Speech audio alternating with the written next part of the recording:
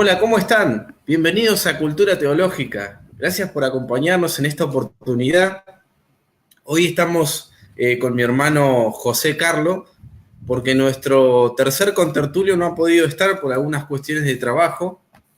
Así que en esta oportunidad queremos estar hablando con ustedes un tema que nos parece importante e interesante de hablar, que es el encuentro de Pablo en Atenas con algunos filósofos en el capítulo 17 del libro de Hechos.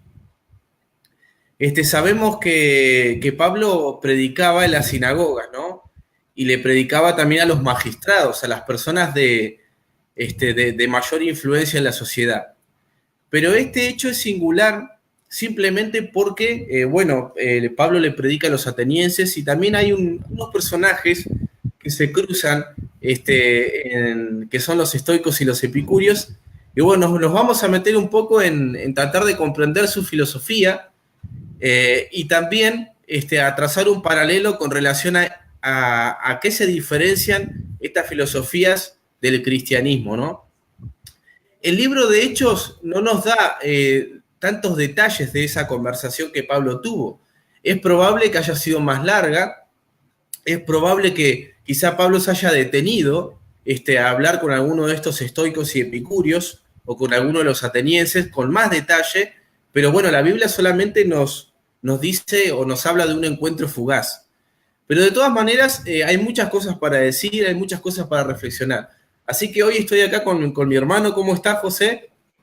Hola, mi hermano, contento de poder otra vez estar con ustedes y enseñar, este, poder participar de estas enseñanzas tan importantes. La vez pasada creo que dijeron en Rincón Apologético que de Colombia. Yo no sé qué es con Colombia, seguro es que pronto me van a regalar un viaje ahí a Colombia o algo, pero de Costa Rica aquí. Entonces, un saludo de verdad desde Costa Rica para las personas que nos escuchan. Sí, es verdad que había dicho Colombia, como yo dije la otra vez, ¿te acordás? Sí, Pero sí, bueno, sí, sí. será porque algo tiene el Algo ahí Señor se con tiene vos Colombia, sí. en Colombia, ¿no? Compañera no porque ya tenés, así que, y no es de Exacto, eso sí, Colombia.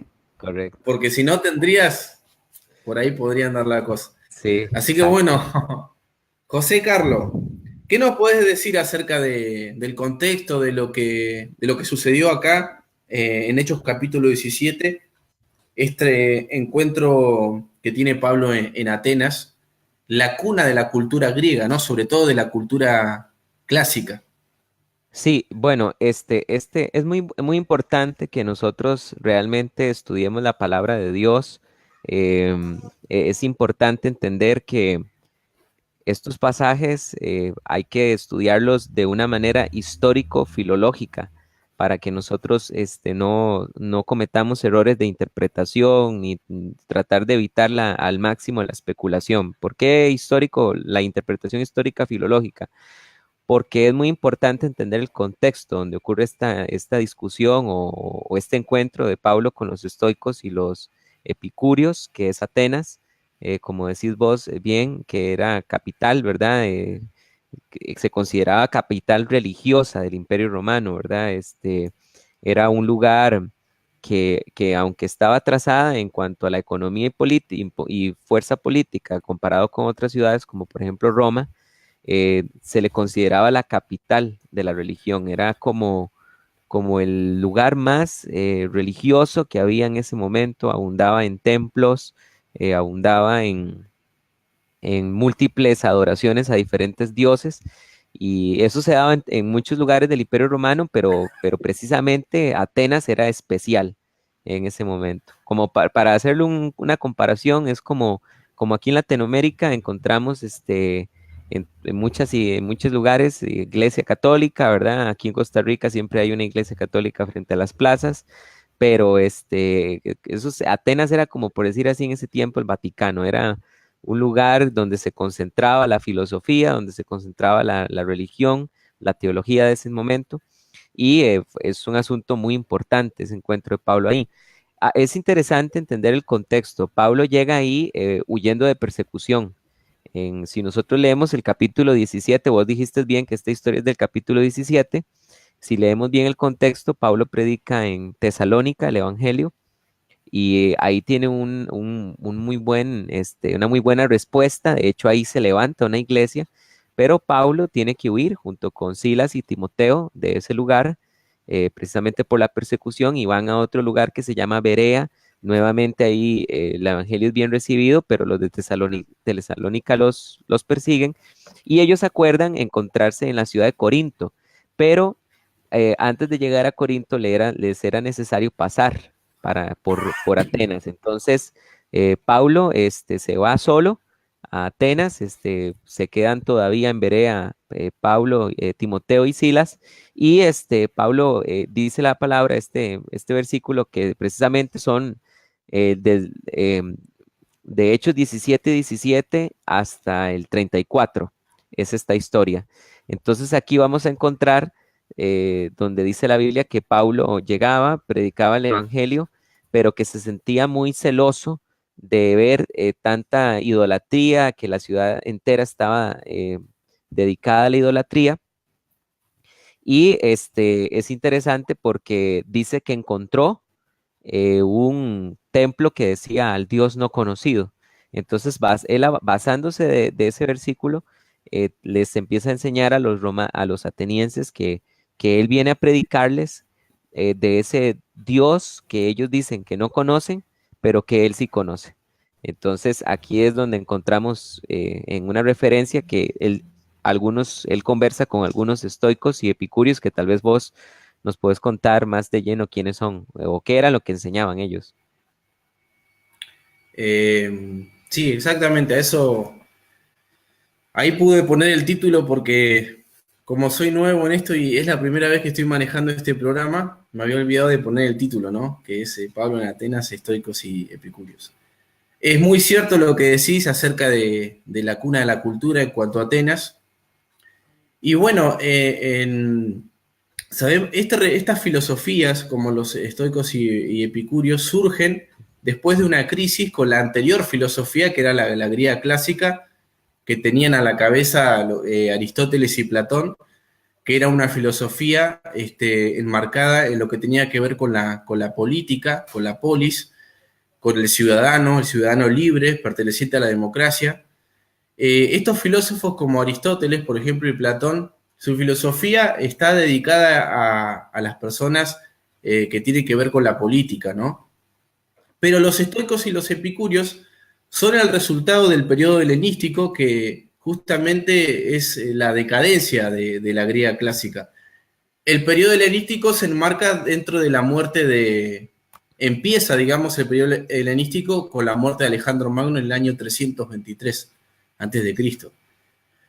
Y lo que hacen estas filosofías, los estoicos y los epicúreos, es centrarse más en la individualidad de la persona. Y bueno, cada uno tiene una cosmovisión del individuo, ¿no? Cada uno tiene una filosofía pensada para la ética, sobre todo, y para la vida práctica. Y me gustaría que podamos meternos un poquito, empezar por los estoicos, a ver, por ejemplo, cuál era su visión de lo que era el universo, ¿no? Por ejemplo. Y vamos a ir comparando con lo que el cristianismo cree y lo que probablemente Pablo también, ¿no? En lo que enseña en la Biblia, ¿no? Por ejemplo, en cuanto al conocimiento de los estoicos, para que nuestros oyentes puedan conocer un poco de estas filosofías, porque ya el hecho de que esté en la Biblia ya vale la pena tratarlas un poco, ¿no? Amén. Bueno, los estoicos, por ejemplo, en conocimiento, ellos eran empiristas. No estoy diciendo el empirismo que es del siglo XVI, sino empirismo en el sentido de que ellos creían que no había nada en la conciencia que no haya estado primeramente en los sentidos. Es decir, cuando ellos conocen, dicen que el hombre ya no trae nada en sí mismo, en su conciencia, sino que conocen a través de los sentidos, son la vista, lo sensorial, ¿no? Y racionalistas porque para ellos la razón, que ellos le llaman el logos, la palabra logos tiene muchas acepciones. Inclusive logos también significa lógica, ¿no? Y logos también aparece en el prólogo del Evangelio de Juan. Pero en este caso el logos significa razón, y los estoicos creían que el universo tenía alma. Ellos hablan del logos que es inmanente a la materia, o sea, todo el universo para ellos tiene alma. Y el ser humano que está hecho de materia también tiene alma, ¿no? Y bueno, entonces ellos creen que el universo hay que interpretarlo a través de la razón. Pero con respecto al cristianismo, nosotros pensamos que en realidad la materia no tiene alma ni tiene razón, ¿no? Sino que es algo que Dios creó, pero que no tiene vida, ¿no? El único que tiene razón o capacidad de poder interpretar es el alma humana, ¿no? Correcto. Así que esta idea ya es contraria, ¿no?, al cristianismo. Ellos también creen en que el universo llega a un punto que se expande tanto y luego se contrae eternamente. No sé si escuchaste alguna vez la teoría inflacionaria, Claro. que dicen que el universo en realidad es eterno porque siempre se contrajo y se expandió eternamente, ¿no? Bueno, eso fue desmentido por la ciencia porque, bueno, la ciencia dice hoy en día que el universo tiene un principio, ¿no? Y ellos creen que el universo llega hasta un clima que luego se destruye y luego todo vuelve a comenzar, ¿no? En ese caso el universo sería eterno. Pero para el cristianismo el universo no es eterno, ¿no? ¿Qué dice la Biblia? ¿Te acordás en Génesis? Claro, es interesante todo esto que estás mencionando, porque la Biblia habla de la creación ex nihilo, ¿verdad? La creación a Exactamente. partir de la nada. Génesis 1:1, cuando dice que Elohim creó los cielos y la tierra, ahí la palabra que se está utilizando hebrea es la palabra bara, que significa crear de la nada. De hecho, es interesante porque algunas personas piensan que en ese versículo se está mencionando la creación de todo en general, pero en realidad es del universo material, porque también significa crear masa. No se está refiriendo precisamente a la creación de los ángeles y esas cosas. Pero de lo que dijiste hay algo que me llama mucho la atención, es esto de que ellos adquieren el conocimiento por los sentidos. O sea, sé que Aristóteles enseñaba diferente porque Aristóteles decía que el ser humano ya nace con el conocimiento, que nada más lo tiene que desarrollar con el paso del tiempo, que el ser humano nace con, con un conocimiento adquirido, como que nacemos ya con un software, ¿verdad?, de información y que solamente el paso del tiempo y el ejercicio de la razón nos va a permitir descubrir ya ese conocimiento previo que teníamos. Pero en este caso lo que estás diciendo es que, si no me equivoco, que los estoicos piensan que la conciencia la adquirimos de acuerdo a las cosas que vivimos. ¿Es así? Exactamente. Por ejemplo, Pablo dice que nosotros ya tenemos de manera innata el conocimiento del bien y el mal, viste, en Romanos. Y bueno, para un estoico esto no podría ser porque en realidad el conocimiento del bien y del mal vendría desde la experiencia. Ujú. No es algo que ya está incorporado, ¿no? Perdón, entonces esto es muy interesante que estás diciendo porque aquí vemos que una de las tendencias actuales de la psicología es precisamente enseñar que el ser humano es el producto de su interacción con el medio ambiente. Entonces, em, vemos aquí entonces que los psicólogos están empañados en realidad de la filosofía estoica en cierto punto porque em, ese es el tema de la psicología, ¿verdad? De si existe el alma, si no existe el alma, ¿verdad? Para los psicólogos actuales el alma no existe, lo que existe es una serie de pensamientos que se traducen en reacciones químicas que han sido simplemente el producto de lo que estamos hablando, de la interacción con el medio ambiente, de los eventos traumáticos, del desarrollo familiar, todas estas cosas. Pero ya empezamos a ver una diferencia entre los estoicos y la palabra de Dios, porque hay un pasaje también en Eclesiastés que dice que Dios puso la eternidad en el ser humano. O sea, la noción de la eternidad, todos los seres humanos nacemos con esa sensación de que hay algo más allá que la materia. Exactamente. Claro, y bueno, para los estoicos no, solamente es que de alguna manera le otorgan vida, que Al ellos le llaman universo. logos, a todo el universo, ¿no? Es interesante, hay una gran distinción, ya que estamos hablando un poco de filosofía y de todo un poco, Hay una gran distinción, vos hablabas del verbo barak, ¿no? En hebreo, Ajá, que es crear, ¿no? Y los correcto. griegos, el judaísmo, por ejemplo, se diferencia mucho de los griegos, porque, por ejemplo, para el demiurgo de Platón, él no crea la materia, sino que la moldea. ¿Me explico? Entonces, este verbo barak, de alguna manera, afirma que la creación es ex nihilo, o sea, desde la nada. O sea que en ese sentido el judaísmo es bastante, genera una gran ruptura con todo este tipo de filosofías, ¿no? Correcto. Avanzamos un poquito, si no nos vamos a trabar en una sola cuestión. Ok, Con respecto, seguimos entonces. Ellos también creen en un determinismo absoluto, los estoicos. No, obviamente no creen en un único Dios, ni en un Dios personal, pero dicen que todos los seres, o toda la suerte de los seres, ya está decidida de antemano, ¿no? ¿Y qué te parece? ¿El cristianismo es eso? bueno, es que eso, qué interesante porque la vez pasada hablábamos de los esenios, ¿verdad? Que Ujú. también pensaban que el destino era absoluto y que no había libre albedrío en nada, ¿verdad? Pues yo siento que la doctrina cristiana es más, no es tan de extremo, sino que es más del medio, porque si bien la palabra de Dios nos habla de la predestinación de Dios, la predestinación está clara en la Biblia. Por ejemplo, Efesios 1:3 dice, bendito el Dios y Padre de nuestro Señor Jesucristo, quien nos bendijo en los celestiales con toda bendición espiritual en Cristo. Dice, según nos escogió en Él antes de la fundación del mundo para ser santos y sin mancha delante de Él en amor. Pero también encontramos pasajes que, por ejemplo, donde Dios nos va a llamar a cuentas de cada uno de nuestros actos. ¿Verdad?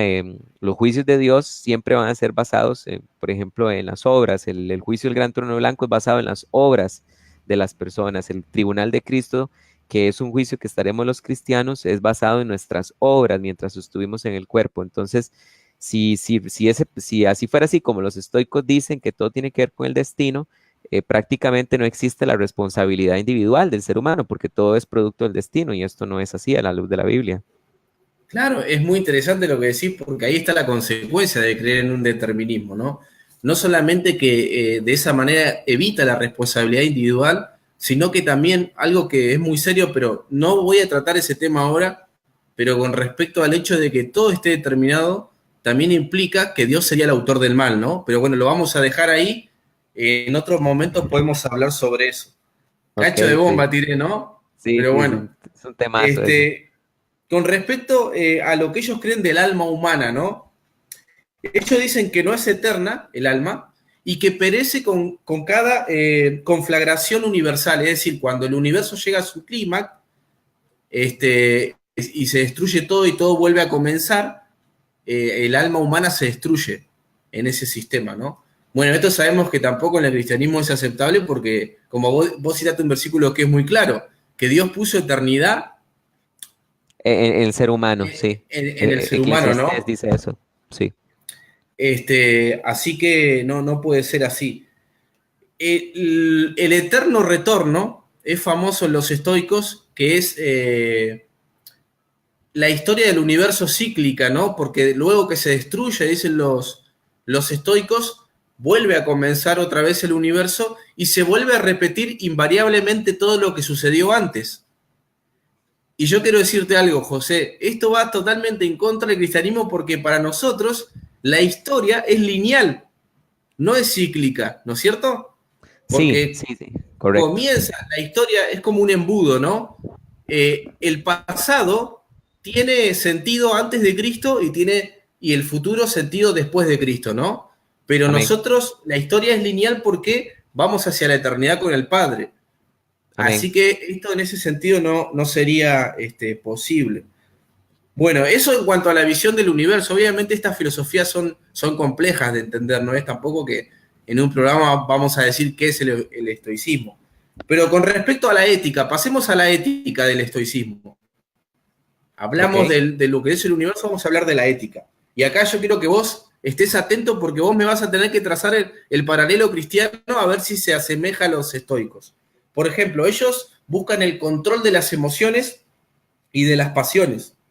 ¿no? Buscan principalmente esta palabra que es media difícil, impasibilidad, ¿no? Ellos, los estoicos buscan que lo exterior, lo que sucede exteriormente, no pueda incidir en lo interior. Es decir, hay que ponerle un bloque a las pasiones y buscar la serenidad y la virtud. Pero el cristianismo a nosotros nos pide que bloqueemos las pasiones o nos pide que no tengamos emociones. Antes, Correcto. mientras busca la respuesta, me acuerdo de un estoico que es Séneca, que él estuvo trabajando para Nerón. Y Séneca bueno, pertenece a un estoicismo más tardío, ¿no? Porque hay varios tipos de estoicismo. Y en una de sus cartas, a una mujer que había perdido el hijo, él busca de todas maneras argumentar para que esta mujer no se sienta mal por esa pérdida del hijo. De hecho, cuando Nerón culpa a Séneca y porque había una conspiración contra Nerón para matarlo, y Nerón se entera que Séneca estaba involucrado, cuando lo van a matar a Séneca, él trata de ir serenamente a morir como tiene que morir un estoico, ¿no? Sin mostrar las Sentimientos. pasiones. ¿Y nos pide esto el cristianismo?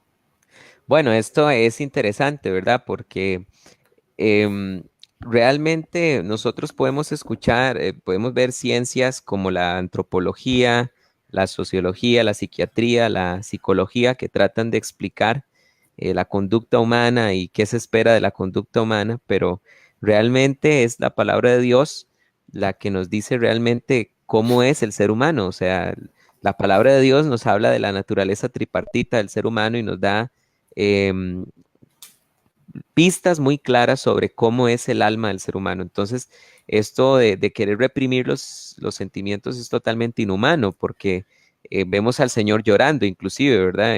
En dos ocasiones. A veces solo pensamos que lloró frente a la tumba de Lázaro, pero también lloró ante la frustración de cuando le dice a Israel, Jerusalén, Jerusalén, que matas a los profetas, cuántas veces quise juntaros como la gallina junta sus polluelos. Entonces vemos al Señor expresando sus emociones, vemos a Dios mismo, inclusive, no solo Dios encarnado, sino Dios en el cielo, lo vemos en el Antiguo Testamento presentando sus emociones, ¿verdad? Cuando dice que se arrepintió de crear al ser humano, y no es que Él se arrepienta en el sentido de nosotros, sino que es un antropomorfismo que habla del dolor que sintió Dios al ver la conducta humana. Pero lo interesante de esto es que este trato de las emociones que querían hacer los estoicos, al final es imposible porque el alma humana, según la palabra de Dios, está totalmente herida. Dice la Biblia en Jeremías 17:9 que engañoso es el corazón, en el hebreo es el lev, que significa emociones, sentimientos, recuerdos. Dice la Biblia que es engañoso y dice más que todas las cosas y dice que es incurable. ¿Quién lo conocerá? Imagínate que esta palabra que se traduce incurable en el hebreo, anash, significa debilitado.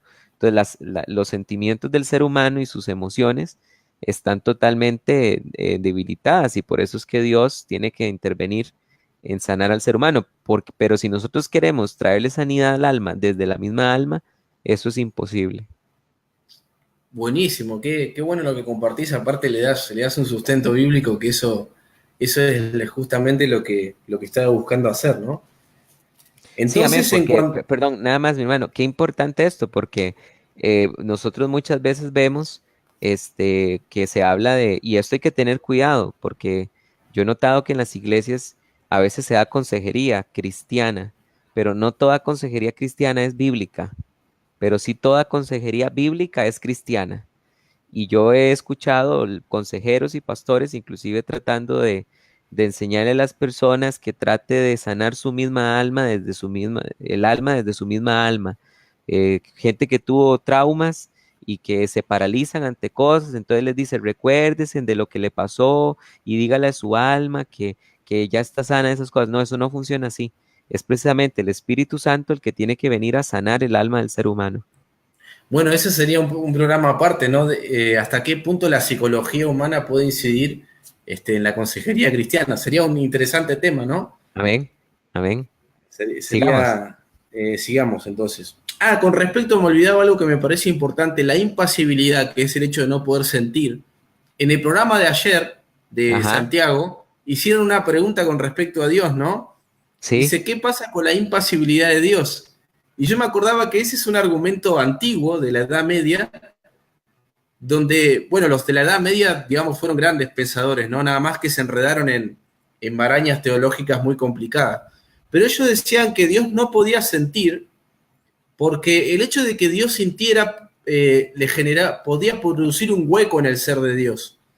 Y ellos decían que Dios en realidad no podía sentir, y todo lo que uno encuentra en la Biblia acerca de que Jesús, no, de que Dios el Padre se entristece o se duele, son todos antropopatismos o antropomorfismos. Pero en realidad hoy en día los teólogos dicen que el hecho de que Dios pueda sufrir por el género humano no es que disminuye el ser de Dios, sino que lo engrandece. No sé si estás claro. de acuerdo con eso, con respecto a la impasibilidad, ¿no? De Dios. Sí, este concepto es filosófico, teológico, pero no es bíblico, Ah, porque el Dios en el antiguo, la Biblia dice Dios es espíritu, pero sí, la Biblia también habla de que Dios tiene un alma, ¿verdad? Dios tiene emociones. Clara, la diferencia con Dios es que las emociones de Dios a Él no lo dominan, ¿verdad? Como a nosotros, mm, ¿verdad? Que nos quiere dominar el temor, el rencor, la ansiedad y todas estas cosas. Pero cuando la Biblia habla de que Dios hizo al hombre a su imagen y semejanza, se refiere no solo a su aspecto, el aspecto, que tenemos un aspecto como el de Dios, sino que se refiere a que somos como Dios en el sentido de que podemos amar, de que tenemos sentimientos, ¿verdad? Lo que pasa es que a veces nos da miedo pensar que Dios tiene sentimientos porque los sentimientos del humano están caídos, precisamente por el claro. corazón caído del ser humano, pero por ejemplo, si quitáramos ese corazón caído del ser humano, no hay ningún problema con los sentimientos. De hecho, mira qué bonito esto, porque, eh, por ejemplo, la Biblia dice, en Sofonías, capítulo 3, vamos a ver si encuentro la cita, dice lo siguiente, y esto habla de Dios. Dice Sofonías 3:17, dice, Yahvé tu Elohim está en medio de ti. Es héroe que salva. Y vea lo que dice acerca de Dios. Dice, se gozará en ti con alegría y renovará su amor y se regocijará sobre ti como en días de fiesta. ¿Verdad? Entonces aquí vemos a Dios, los sentimientos de Dios de alegría, ¿verdad? Muy bueno, muy bueno. Porque me gusta porque citas la Biblia y eso está bueno. No nos quedamos solamente en la filosofía, sino que podemos ver el corazón de lo que Dios quiere, ¿no? Así que Amén. bueno, eso en cuanto a los estoicos. Entonces, su visión con respecto a la Biblia está bastante distanciada. Como vos decías, me parece que es imposible vivir una vida reprimiendo las pasiones o las emociones porque de hecho no es tan mal. Siempre también que estén guiadas por Dios, ¿no? Que Dios sea la guía, ¿no? Porque también hay gente que se pasa de tristeza y se deprime, ¿no? Entonces eso tampoco es bueno. Claro. Pero bueno, entraríamos a otro tema. Pasemos a los epicúreos, ¿te parece? Buenísimo, démosle. A ver qué pensaban los epicúreos. En cuanto a su visión del universo, ¿no? Por ejemplo, ellos tenían una doctrina, una teoría bastante complicada. El problema es que Epicuro escribió miles de libros, pero el problema es que no nos llegó ninguno. Solamente lo que se sabe de Epicuro está en Diógenes Laercio, que cualquiera que quiera saber de los estoicos y los epicúreos, de los cínicos, de los escépticos, que son del periodo helenístico, tiene que leer ese libro de Diógenes Laercio. Hay una edición en Editorial Gredos muy buena. Lo único que hay de Epicuro es una carta a Meneceo donde más o menos se explica su doctrina, pero no hay mucho. Pero Epicuro, en cierto sentido, se adelantó mucho a la ciencia moderna porque él, por ejemplo, decía que, bueno, el universo estaba creado por átomos, ¿no? Estamos hablando de 300 años antes de Cristo, o sea, imagínate. Él decía que el alma y el pensamiento humano están formados por átomos. Entonces, en cierto sentido, Epicuro era materialista, ¿no? Totalmente. No creía en la existencia de lo espiritual. De hecho, Epicuro recomienda que para tener una buena vida, digamos, lo que tienen que hacer es alejarse del temor a la muerte y de los dioses. Es decir, que los dioses no tengan que influir en la vida de las personas. Otra de las cosas que dice Epicuro es que el alma humana muere. En este sentido, está alineado con los estoicos. Dicen que el alma muere al separarse los átomos que la forman, ¿no? Así que tenemos dos filosofías a las cuales Pablo se cruza que no creen en la permanencia del alma, ¿no? Bueno, Platón, por ejemplo, creía en la transmigración de las almas, cosa que tampoco creemos, ¿no? Y además la filosofía griega creía en que la preexistencia de las almas. Que de hecho este filósofo Orígenes, que a vos si lo citás bastante, ¿no? Sí, me gusta mucho. Orígenes creía en la preexistencia de las almas, tenía la transmigración también, tenía algunas ideas que había tomado de Platón. Pero bueno, seguimos con los estoicos. Bueno, ellos creen en un universo infinito, como todos los griegos, y no hay determinismo para ellos. Tienen no voy a explicarlo acá, pero ellos tienen una idea muy compleja de por qué no hay determinismo.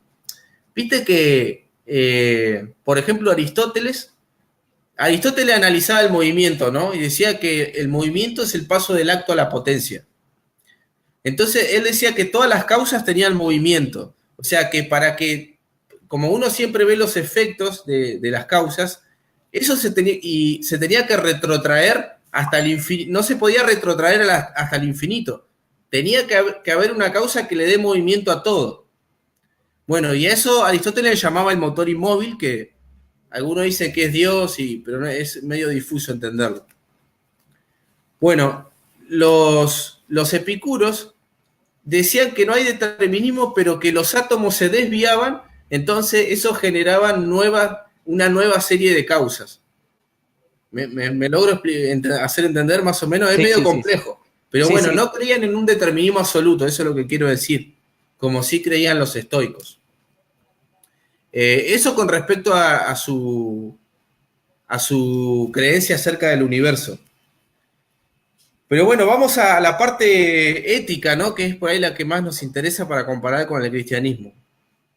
Ellos creían que la felicidad se conseguía a través del placer. Los griegos le llaman hedoné, que significa placer, de donde viene la palabra hedonismo, ¿no? Ellos decían que el placer era el único criterio de verdad que el hombre podía obtener. Cuando yo era chico escuchaba que los epicuros eran personas que no creían en Dios y que estaban dedicadas a lo que eran las pasiones malas y cometían un montón de excesos, pero no es así.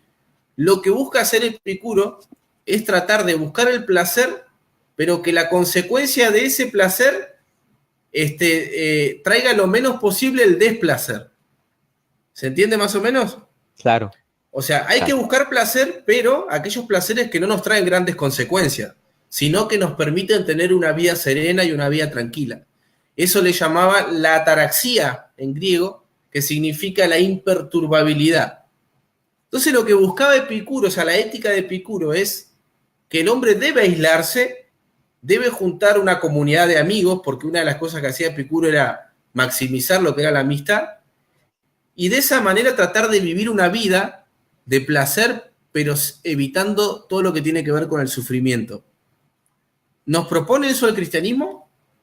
Bueno, tal vez para primero mencionar un poquito lo que estabas diciendo de que somos producto de los átomos, ¿verdad? Esto es interesante porque fueron los griegos los que primero presentaron esta idea del átomo, ¿verdad? De hecho, la palabra átomo en griego significa indivisible. Pero está muy interesante porque nuevamente lo comparo con la psicología, ¿verdad? Vemos cómo realmente de hecho es interesante que la psicología, antes de llamarse psicología se le llamaba filosofía del pensamiento, fue hasta en Alemania que se levantó el primer laboratorio de psicología y todas estas cosas, pero vemos aquí una visión muy materialista de las cosas, que es la que ahorita predomina en la neurología, ¿verdad? Que nuestro pensamiento es el producto de neurotransmisores. De procesos químicos. Correcto. Entonces, aquí vemos que no es interesante lo que dice Eclesiastés, no hay nada nuevo debajo del sol.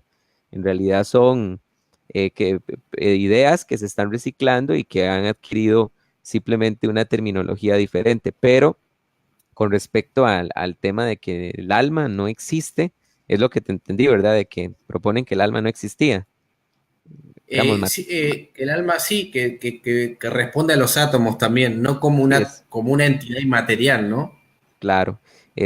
Bueno, esto no es así, ¿verdad? En todo el Nuevo Testamento se nos habla del alma, ¿verdad? Primera Tesalonicenses 5:23 habla de que el Dios de paz os santifique por completo vuestro soma, cuerpo, neuma, espíritu y psique, ¿verdad? Alma. Pero es interesante que desde el inicio, cuando se nos habla del origen de la creación del ser humano, dice la Biblia en Génesis 2:7, dice, y del polvo del suelo formó Elohim al hombre e insufló en sus narices aliento de vida y llegó a ser el hombre un alma viviente. Y esto es muy importante porque algunas versiones, como la Reina Valera, traducen, llegó a ser el hombre un ser viviente, pero eso no nos dice mucho, porque la palabra hebrea ahí, original, que está en ese versículo, es nefesh, que significa alma. Por eso la traducción es, el hombre llegó a ser un alma viviente. Entonces, la Biblia nos enseña que el ser humano responde más allá de una verdad material. El ser humano tiene una sustancia inmaterial también. Pero con respecto a lo del placer, me llamó mucho la atención porque vemos en los epicúreos esa intención de encontrar la verdadera satisfacción dentro de ellos mismos, ¿verdad? A través de, como decía, la amistad, a través de ciertas cosas que les pudieran a ellos llegar como a sentir una satisfacción en su vida. Pero la Biblia nos enseña realmente que la satisfacción plena del hombre, este, está realmente en una relación con Dios. Una persona se puede dedicar al disfrutar la comida, la bebida, la amistad, pero al final no puede ser completamente plena sin tener a Dios en su corazón. Eso es todo lo que desarrolla, la idea que desarrolla Salomón en el libro de Eclesiastés. Y es muy interesante cómo termina el libro de Eclesiastés, porque la Biblia dice, este, en Eclesiastés 12:13 dice, el fin de todo discurso, de todo el discurso oído es este, teme a Elohim y guarda sus mandamientos, pues esto es el todo del hombre, ¿verdad? Entonces aquí vemos que la Amén. verdadera satisfacción es esa. Jesús dijo, a mí me agrada hacer la voluntad de mi Padre. Esa es la verdadera satisfacción humana. Bueno, muchas gracias. Entonces vemos que tanto los estoicos, en el sentido de ponerle un velo a las pasiones, y los epicúreos, de darle rienda suelta a un placer que dentro de todo eso era un placer moderado, tampoco era como suelen decir por ahí, pero son filosofías o antropología, antropología, visiones del hombre incompletas, ¿no? Claro, A la luz de lo que es el texto bíblico, que Dios no nos pide que nosotros reprimamos las pasiones, ni tampoco nos pide que vivamos una vida de hedonismo ni de deseo, sino que las dos cosas no están mal, pero todas se tienen que estar supervisadas bajo la voluntad de Dios. Y amén, eso genera un equilibrio en la vida, y ahí uno donde se da cuenta que esto es palabra de Dios, ¿no? Porque esto logra traer beneficio a la vida del hombre, ¿no? Logra amén, traer un equilibrio que es sumamente importante, ¿no? Todo lo que es el cristianismo, inclusive lo que es la resurrección corporal, ¿no? Como las filosofías platónicas hablaban de la transmigración de las almas, pero nunca se le iba a ocurrir que el cuerpo pudiese llegar a ser transformado. Eso era algo totalmente insólito en la filosofía griega porque justamente el alma debía liberarse de esta cárcel que era el cuerpo. amén, Sin embargo, el cristianismo dice, no, este cuerpo vos lo tenés que cuidar porque es templo del Espíritu Santo, lo tenés que cuidar porque también en el futuro va a ser transformado. Así amén, que para mí, la cosmovisión cristiana es revolucionaria en la antropología de la humanidad, digamos. Es muy amén. superior a la filosofía del hombre. Podríamos decir que Aristóteles Se acercó a Dios un poco, sí, con el motor inmóvil y el razonamiento de él, pero no llegó a comprenderlo completamente porque no tenía la revelación, que es lo que nosotros tenemos hoy, y mucho menos estos filósofos, ¿no? Amén. Y eso que estás diciendo es lo más importante de la diferencia entre la teología y la filosofía, porque la filosofía parte a través del razonamiento, a través de la especulación, pero la teología cristiana parte a través de la revelación. Y es a través de la revelación de todo lo que la palabra de Dios nos enseña a través del Antiguo y Nuevo Testamento. Este, esto es muy, muy importante, esto que estás diciendo, porque recuerdo que Jesús en una ocasión le dijo a Nicodemo, nadie ha subido al cielo sino el que descendió del cielo. Entonces realmente nosotros no podemos tener una revelación clara de la antropología del ser humano si no nos es dada del cielo, ¿verdad? Vemos esfuerzos humanos por tratar de pensar cómo es el ser humano, pero al final vemos que tropiezan porque precisamente no viene del cielo, ¿verdad? Y esto es importante de recordarlo. Yo siento que esta explicación que has dado del pensamiento estoico y del pensamiento epicúreo, precisamente nos permiten comprender por qué es que uno ve que Pablo cuando predicó a los atenienses no levantó una iglesia, ¿verdad? Porque muchos hablan de que Pablo fracasó en Atenas, predicando el evangelio. Yo no lo llamaría fracasar, porque sabemos que nuestros nombres ya están escritos en el libro de la vida y que el que convence es el Espíritu Santo, pero yo sí le llamaría la desilusión de Atenas. ¿Por qué? Porque precisamente estos hombres estaban tan permeados de su propia filosofía que cuando escucharon el Evangelio no pudieron recibirlo precisamente porque les fue un estorbo su pensamiento filosófico. De hecho, ese pensamiento filosófico los llevó a sentir orgullo, porque en este pasaje que estamos estudiando, que es el de Hechos 17, dice la Biblia en la Reina Valera que cuando lo llevaron a Pablo al Areópago, dijeron, ¿quién será este palabrero?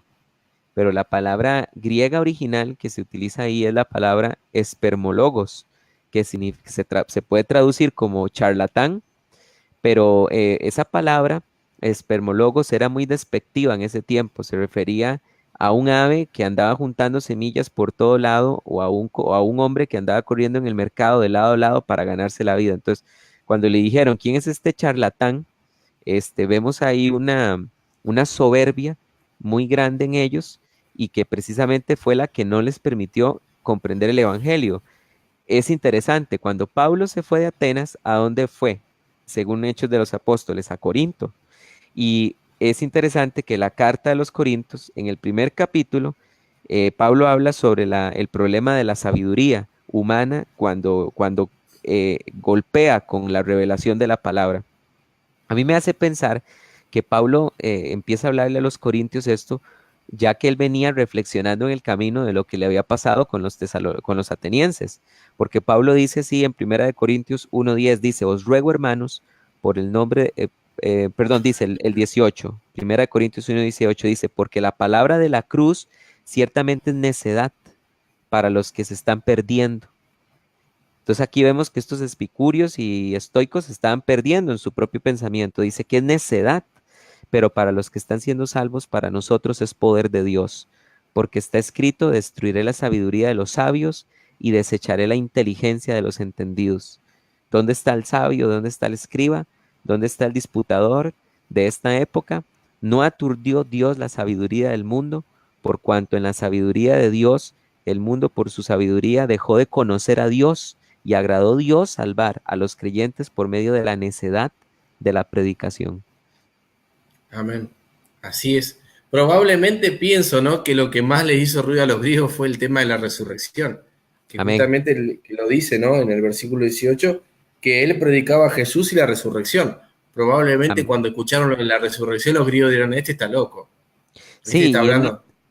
y es muy interesante porque ellos, precisamente el texto, Hechos 1:17, el Hechos 17 dice que dijeron, es un palabrero o charlatán de nuevos dioses. Ellos pensaron que la anastasis, la resurrección, era un dios. Es más, a lo mejor hasta pensaron que la resurrección era como usted sabe, que recordamos que en la mitología griega los dioses engendraban hijos, ¿verdad? Entonces, tal vez al parecer ellos pensaron que la resurrección era una especie de madre de Jesús.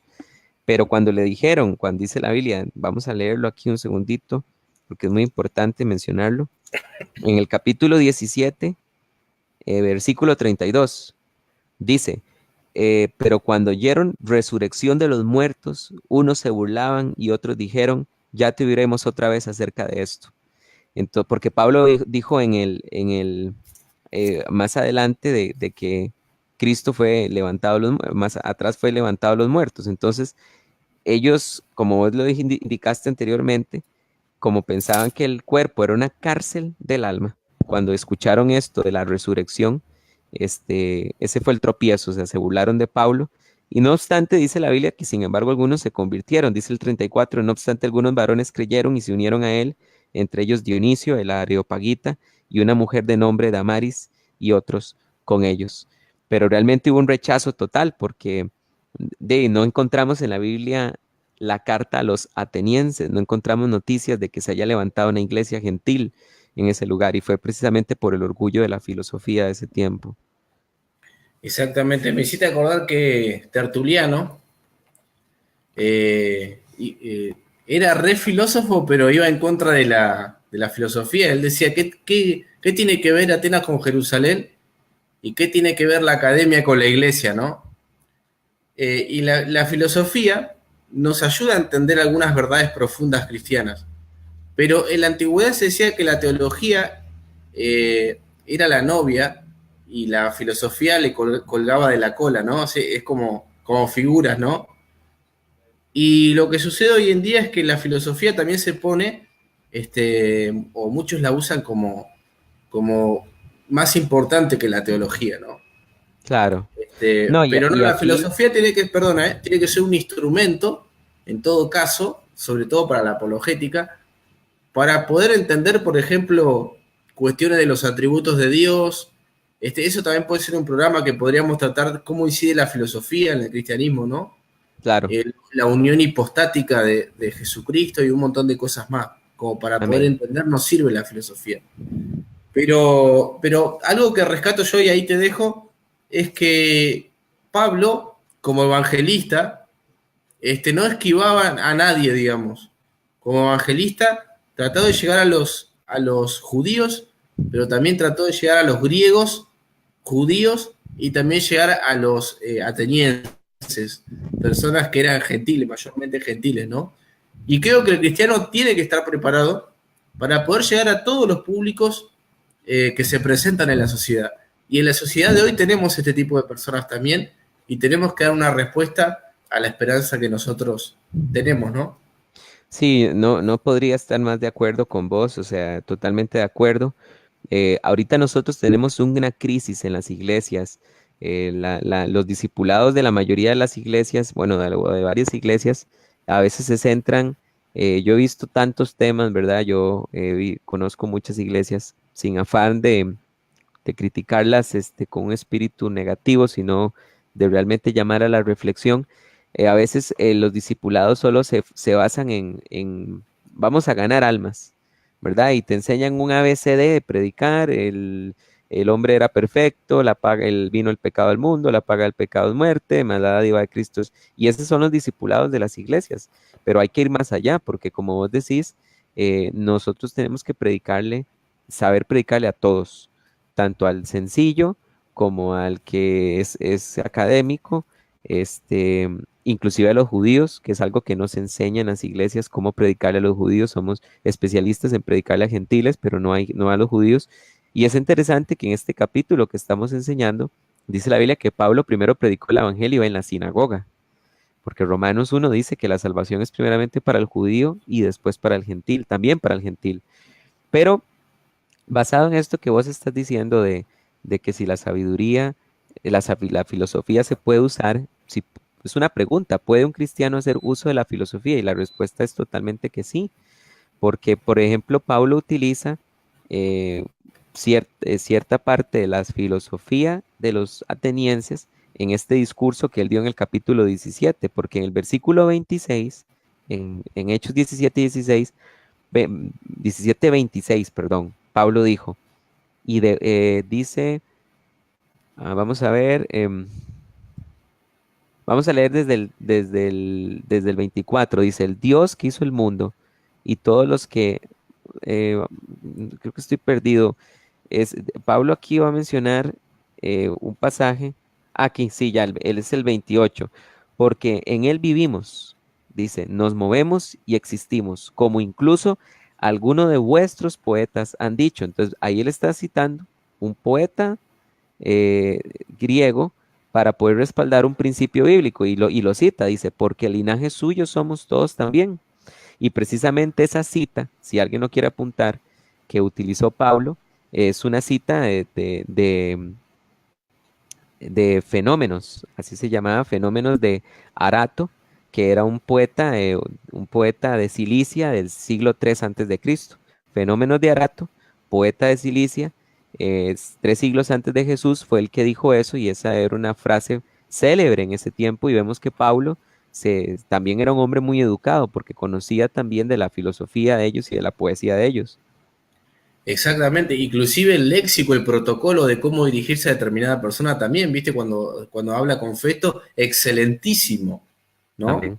Sí, O sea, es un hombre instruido como todos sabemos que era Pablo. En algún momento, ya vamos terminando, pues ya van casi una hora, en algún momento podemos hablar cómo el segundo siglo se preocupó mucho, por ejemplo, para poder llegar a los distintos estratos de la sociedad. Tal es el caso, por ejemplo, vos decías, ¿cómo predicarle a un judío?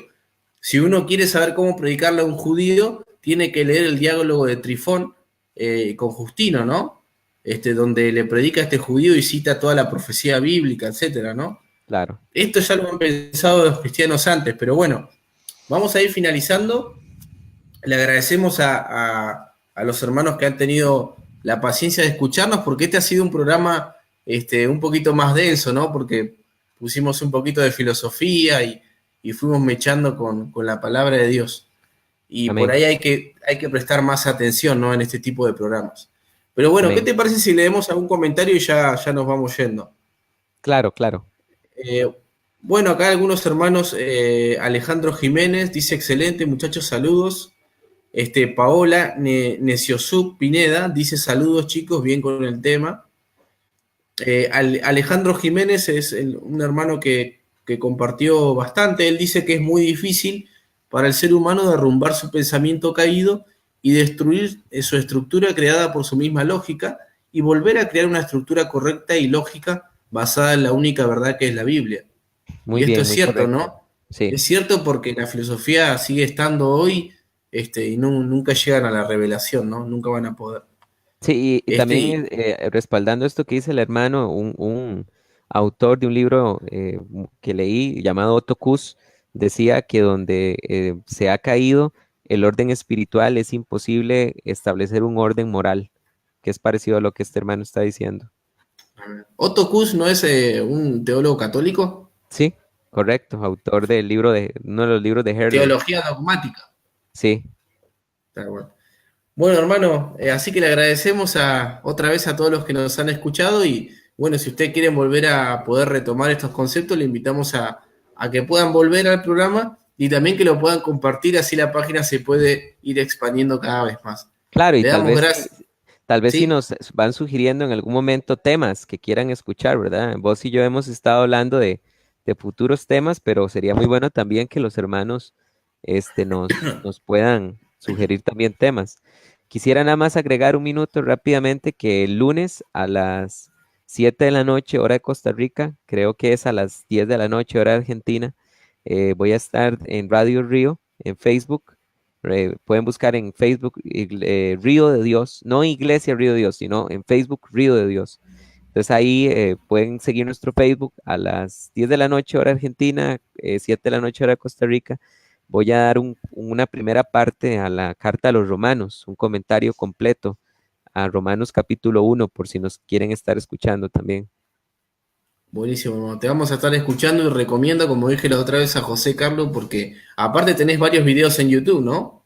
Sí, correcto, también. Así que ahí pueden escuchar sus prédicas y bueno, el hermano tiene una gran capacidad que Dios le ha dado para poder predicar su palabra. Así que nos vamos despidiendo.